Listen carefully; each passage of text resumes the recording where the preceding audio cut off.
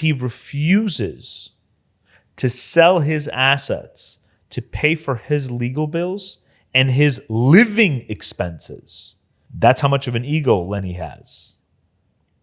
To then say he has no money. Whilst he can sell that IP for $500 million and resolve all his problems. I want to say something to the world. Don't be a dickhead and do that.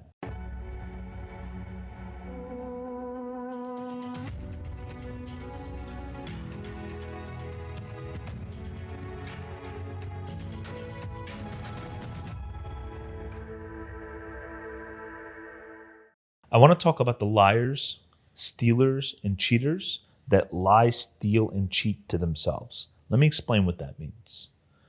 We'll name this person Lenny. One of my closest friends. Lenny has a business portfolio of numerous businesses and has real estate and patents. And one patent of his is worth $500 million. And what Lenny does to himself is he refuses to sell his assets to pay for his legal bills and his living expenses. That's how much of an ego Lenny has. To then say he has no money. Whilst he can sell that IP for $500 million and resolve all his problems. I want to say something to the world. Don't be a dickhead and do that. If you need to let go a piece of your wealth, which can likely be, we have clients that have Picassos, they have Van Goghs, they have Matisse, they have all the things you ever wanted. They don't want to let those things go. So they're not really broke, Robert. But they've spent their lives accumulating the shit.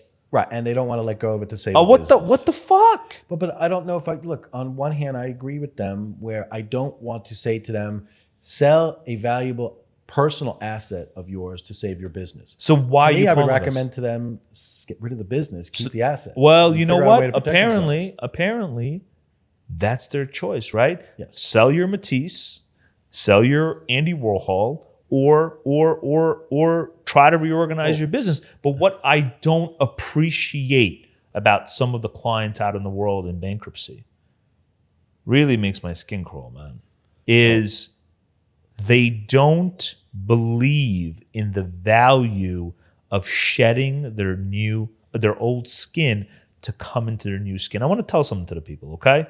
Sure. You can't become a new person by keeping your own skin. What got you to the top of the mountain is different than what's going to make you stay there.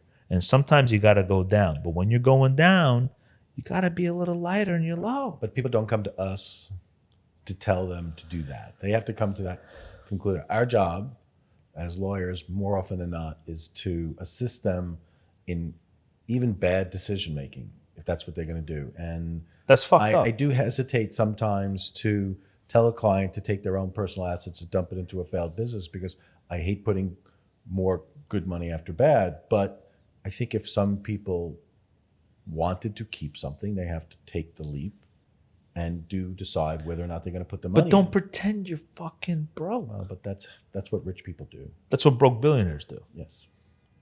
And, thankfully they still have enough money more often than not to pay us, which I Is want them good. to come to us, and then it's our job to help steer them in the right direction, change their mindsets, know that But I what get we can confused. do, But I we get can bring confused. tools to them to maybe fix some of these I problems. get confused because if it's your business, if it's your piece of property, and you're not willing to let go of something that has been for something that can grow, then why do you need someone like us?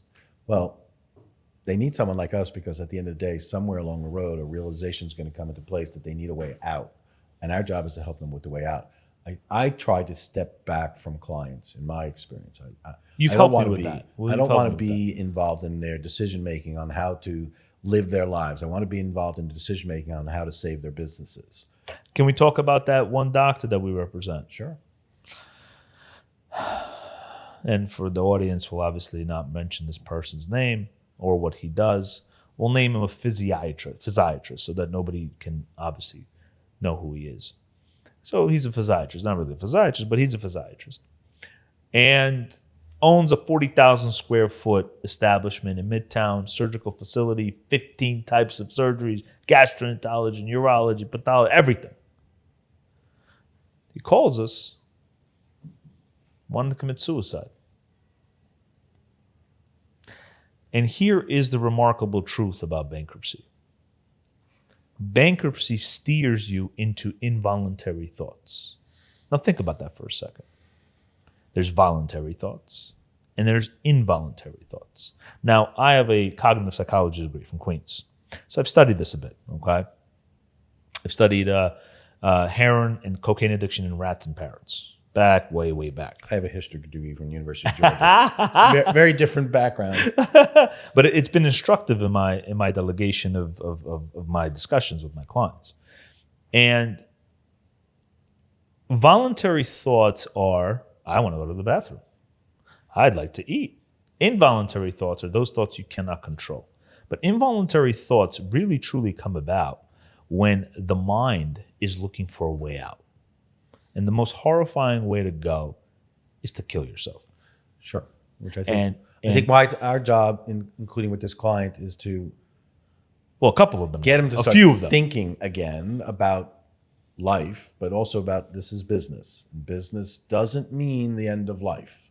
And you can, if you built a successful business, you probably have the mental acuity to be able to rebuild a successful business, but you've got to know when to pull the trigger, bury the other one so that it doesn't stay with you forever. If this doctor, for example, can't let go of the business he has, understanding that there are debts that he'll never be able to repay, and he has to then restructure his business in his mind by maybe doing it with a partnership, doing it with a new company, doing it as an employee, he can get back on his feet. But he can't think this is the end of the world because his business failed. I mean, plenty of people do, and plenty of people, we hear stories, especially in New York City, about people jumping off buildings all the time because they don't see the way out. I think if they come to us, like this doctor did, and I think what we certainly did and others as well. Yeah, what we did at the beginning of this doctor and others as well is to get them to sort of take the step back, take a deep breath, and realize that this is a business that needs to be wound down properly so that they can, and what does bankruptcy say all the time that's supposed to be? It's a fresh start. Our job is to help them see that there's the possibility of the fresh start, whether it's an out-of-court restructuring, whether it's trying to take litigation so that we can get to a bargaining, to a table to sit down and make a settlement, or whether it's through a bankruptcy where we either restructure the debt or sell the debt. We've given them the opportunity to get a fresh start and start over again and build something back. And the better clients, the better businessmen always want to be building something new, and we'll try and do it again. So look, suicide is a real thing, man, and negative thoughts are a real thing. We always counsel our clients to sometimes, independently seek psychiatric counseling, which is a thing. It's a thing. You don't have to be afraid to seek that counseling. It's a shitty way to really drown out a podcast, but it needs to be said because it's true. A lot of our clients have that. I know it very true. Before I came here, I had a case. A client came to us.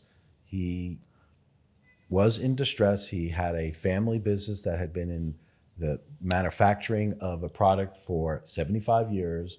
He was the last child of this business that was supposedly going to run the company. He needed to go into bankruptcy, and we put it into bankruptcy. He had a white knight that was going to help him save the company. And what happened the next day? Get a phone call. He killed himself in the office. Now, for me, my first thought was, what the fuck am I going to do with the bankruptcy? Because I don't have a client. But my second thought was, all right, what is this guy's family going to do? And we had to try and reach out to make sure they were all okay and tell them, look, let us do something with the bankruptcy to see if we can get you some money out of it, because there was still value there. Not that we did something great, but it was like, these clients sometimes can't separate themselves from the fact that they have a failed business. And they need to know that. The people need to know that you need to separate yourself from the business, from the money. And I understand it's intertwined. I've been in the business, Leo, for 30, 40 years. This is all that I know. I only know how to make jelly donuts, and I can't make jelly donuts. That means I don't exist. That's not true. seek counseling, speak with your attorneys, speak with your psychiatrist and your psychologist.